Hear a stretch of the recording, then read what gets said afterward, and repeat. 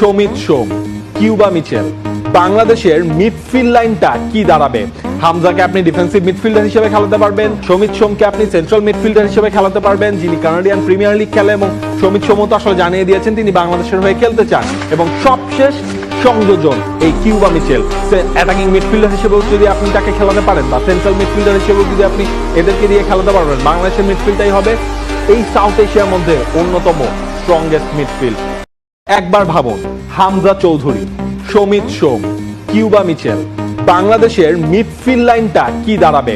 হামজাকে আপনি defensive midfielder হিসেবে খেলাতে পারবেন, সমিত সোমকে আপনি সেন্ট্রাল মিডফিল্ডার হিসেবে খেলাতে পারবেন, যিনি কানাডিয়ান প্রিমিয়ার লিগ খেলে, এবং সমিত সোমও তো আসলে জানিয়ে দিয়েছেন তিনি বাংলাদেশের হয়ে খেলতে চান। এবং সবশেষ সংযোজন এই কিউবা মিচেল, অ্যাটাকিং মিডফিল্ডার হিসেবেও যদি আপনি তাকে খেলাতে পারেন বা সেন্ট্রাল মিডফিল্ডার হিসেবেও যদি আপনি এদেরকে দিয়ে খেলাতে পারবেন, বাংলাদেশের মিডফিল্ডটাই হবে এই সাউথ এশিয়ার মধ্যে অন্যতম স্ট্রংগেস্ট